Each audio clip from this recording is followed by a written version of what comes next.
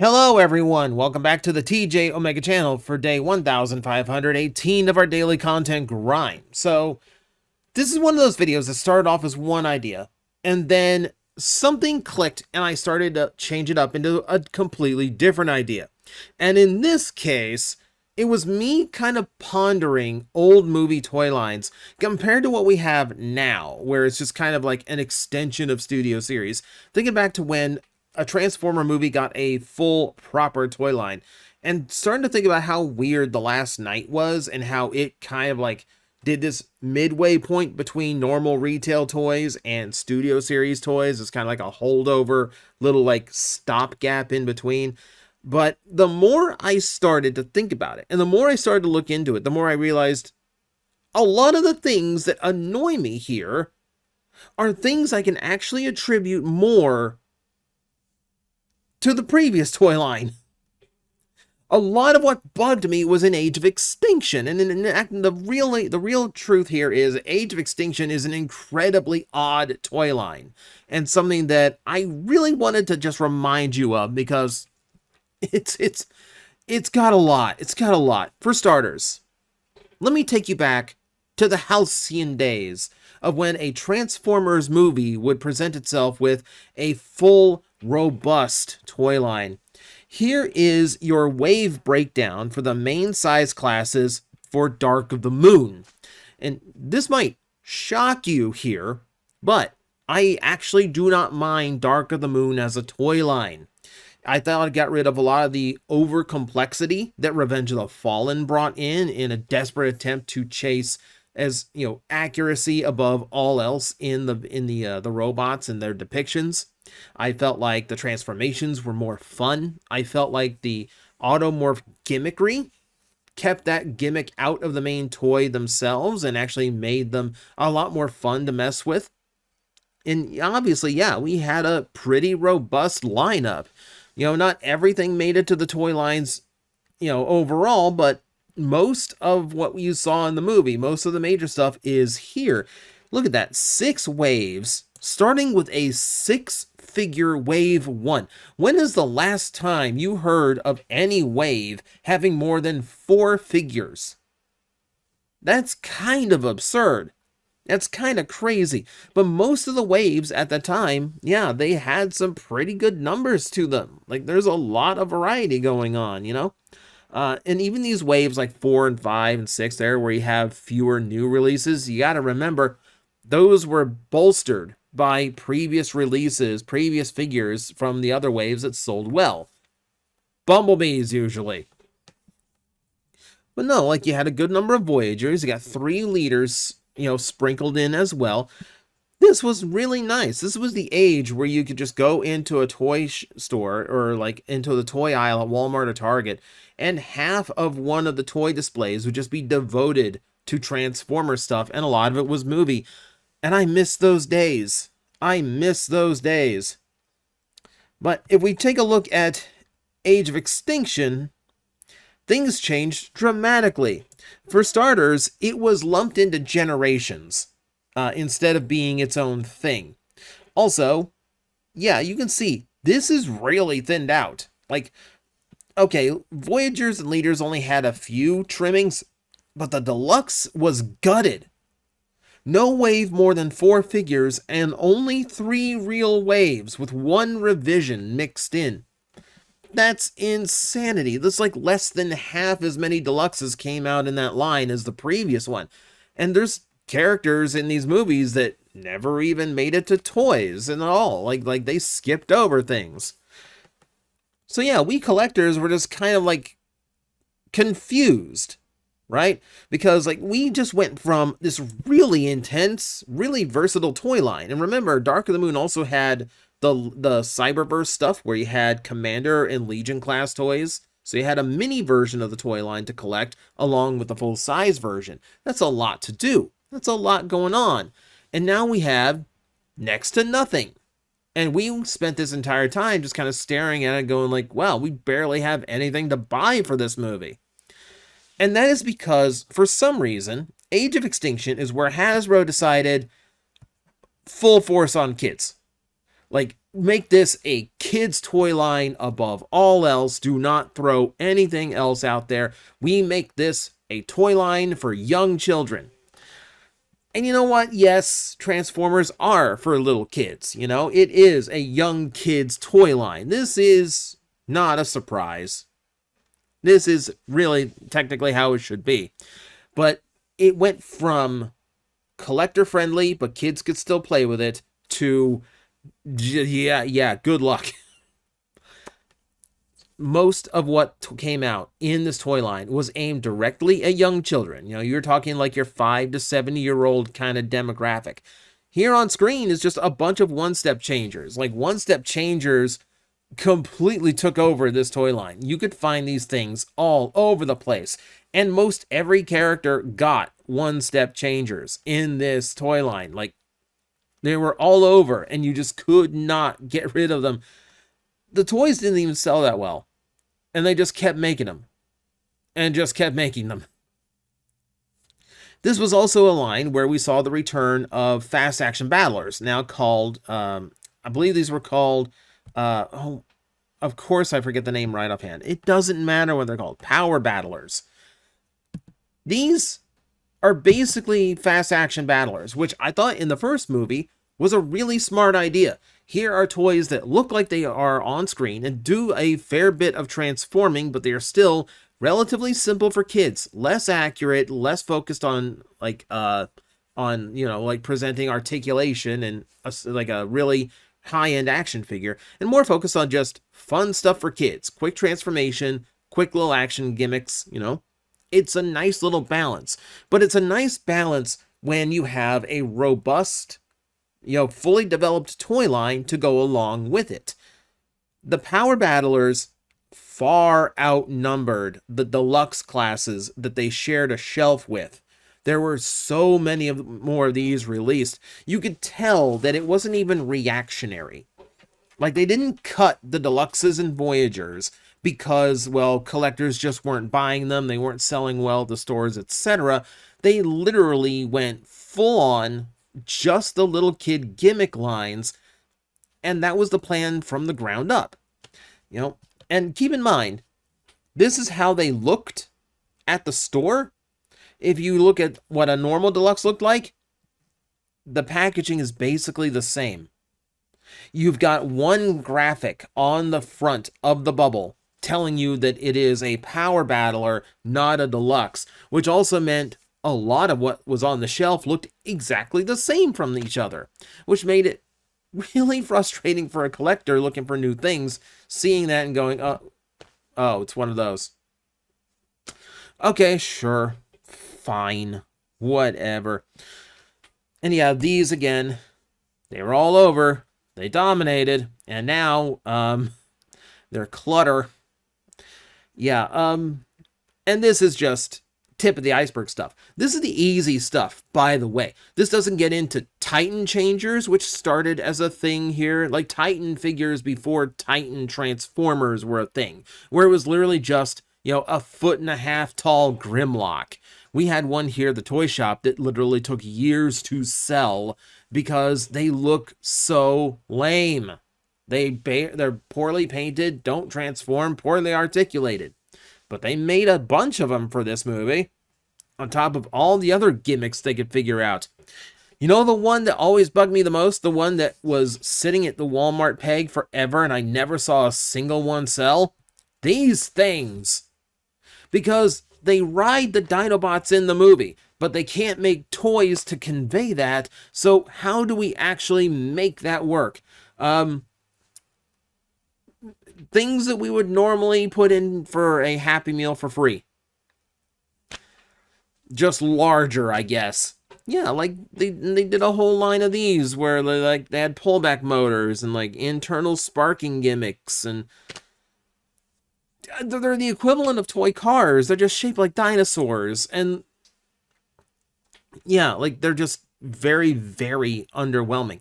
Like I said, and I'm not kidding, this stupid slug and Drift riding on top with a sword twice his size, like he's Cloud Strife.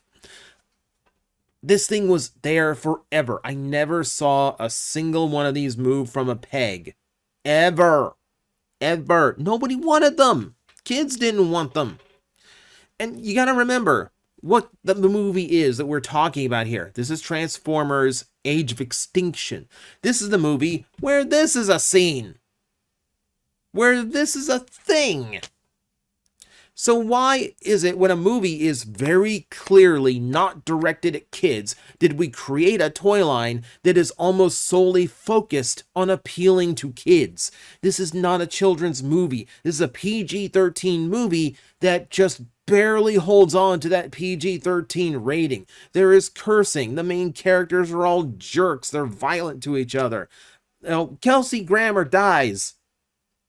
You know, what do you mean this movie is being marketed toward children? You know, Frasier's dead. It's frustrating. It's bizarre is what it is. It's bizarre more than anything. I'm frustrated as a collector because so few of these toys came out. But, like, I'm frustrated. Like, it's weird as a fan of, like, the franchise. So I kind of stare at this and go, this is the movie we're putting out. And this is the toy line that's going to represent. It's such a clash. It's such a clash. Now, if we want to talk clashing, let's take a look at what did come out for us collectors. And that was predominantly Dinobots. Yeah, we got Dinobots of all sizes and classes and colors. Oh my god, the colors. This is the Super Sentai team of Transformers. It's the Age of Extinction Dinobots and their rainbow of decos. You know, let me look at this. Look at this. Okay, sure, instead of a yellow and pink ranger, we have a teal and purple. It's close enough, though, right? But we got a red ranger, we got a blue ranger. You know, do you want Grimlock to be the yellow ranger or gold ranger? It's a bronze, so flip a coin. We got a green ranger. You know, we got Slog. Is he the black ranger or silver ranger? Again, flip the same coin. But still, this was what we were presented. And none of these are screen accurate. Not even the Grimlock. You've got to remember, this is going back to Hasbro's paranoia from the 2000s.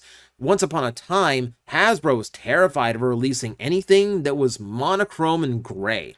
You remember my whole frustration over why Cybertron Backstop was purple when the original Cydos release in Galaxy Force was gray?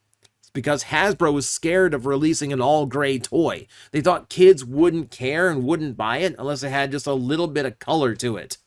And that was true of so many toys that came out at the time. You know, in the mid-2000s, before the '07 movie proved them wrong, that was a big thing. But the '07 movie was supposed to prove them wrong. But here, they were scared of going with monochrome, gunmetal gray, Dinobots. They kind of made Grimlock bronze for the sake of just having him look more ancient in color to try and convey the same idea. And that's as close as they really got. The only one that's kind of accurate is Slog, who doesn't appear in the movie. Irony that. Can we talk about just how the Dinobots were treated for just a second? Why am I asking permission? It's my channel. We're going to talk about it. Who remembers this at Walmart? Where they actually dug that Beast Wars Neo mold out of like the dust at Hasbro HQ and just like threw it out there? Like literally any dinosaur mold that they could find, they put out again, and they just pretended it was the character from the movie. Even if the robot mode looked absolutely nothing like said character, even if it had nothing to do aesthetically with the rest of the line, you know, they just put it out there. Oh, sure, like we'll do like a, we'll do this Triceratodon mold again, you know, for some reason. And we'll just pretend that it's Slug from the movie. Even the packaging looks absolutely nothing like him. Who cares if aesthetically he looks like he's 15 years older than the rest of the line? He is. But it didn't even stop. I think the one that got me the most, was this one. Dinobot Strafe with the Pterosaur mold. Now keep in mind, Pterosaur, we didn't even realize that mold still existed. That mold, like they did Beast Wars 10th anniversary before this. And we were just kind of shocked that like that mold came out and there was no attempt to put, where was it during the reissue line? Because Pterosaur's original toy was actually really expensive at the time. Because it was like a one wave and done type figure with no reissues whatsoever. So the only way to get it was to pony up big bucks for the vintage. We could have just had this a lot sooner. We could have had this in the Beast Wars 10th line, and they didn't pull the trigger. Takara didn't even pull the trigger on this one. It's just there, out of nowhere. It's such a bizarre juxtaposition. You go from like this giant steel pteranodon to a completely like organic one that only has one head, by the way. And then we have the opposite side of this.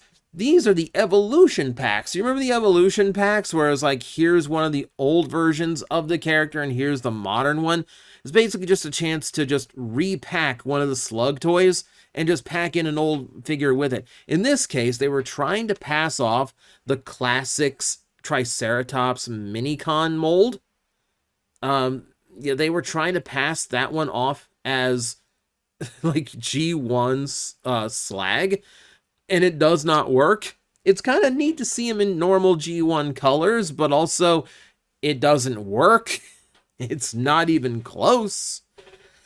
And they did the same thing with Strafe, and they packed in the Minicon with him too. And to be fair, they repainted that one so extensively. Yes, it does kind of look like a tiny little Swoop. The problem is, the character's name wasn't Swoop anymore, it was Strafe. So Slug here, if you turn the package on the side, you would see a drawing, you'd see the box art of G1 of Slag, right? If you turn Strafe's box to the side, you see G1 Strafe's box art. This is one of the most hilarious packaging mess-ups I've ever seen. It makes me laugh to this day. Good job. Good job. I don't think anything was actually accomplished with this one. Good one. None of this compares to what happened to Grimlock. Oh, the disrespect to Grimlock all over. You remember when this thing came out? And everyone just kind of laughed at it? Yeah, they tried to turn Prime Legion class Ripper Snapper into Grimlock. He's not even a T-Rex. He's a shark. He's a shark monster. They tried to make him a T-Rex. Like, it's not even, like, okay, Robot Mode's kind of close. I will give him credit. Robot Mode's got the heavy-set chest and aesthetic. Okay, fine. Seriously, I feel like they just did it because he has the tiny little front arms. So he kind of passes as a T-Rex, kind of, sort of. Not really.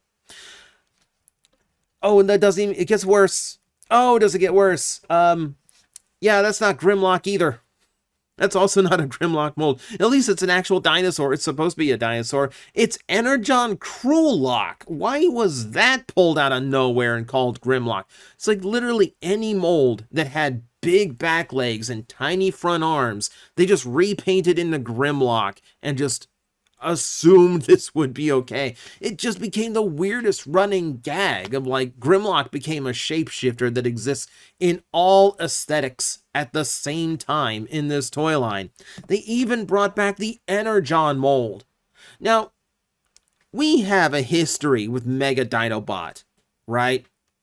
We've talked about him multiple times. I've had a whole episode dedicated to him. Now, I will say on the surface, it's okay. Yeah, it does look kind of like G1 Grimlock. It's designed to be aesthetically close to G1 Grimlock. And we know that the G1 Grimlock mold is lost, and they weren't going to redo it just for the sake of these fill-in movie toys that are literally just repaints to fill up and make cheap money off of. But they never did Swoop. They did a Grimlock toy. They did Energon Grimlock again in this weird little Evolution 2-pack, but they never did the Swoop. And the irony to that is that Energon Swoop is the same color as movie Strafe. They literally had it right in the palm of their hands. This would have actually worked. Maybe you change some of his gray to darker blue just to get the point across more. But still, that means there's so many of these Grimlocks out there. who will never have pants. So many Grimlocks, no pants. Very bad. Shameful, really.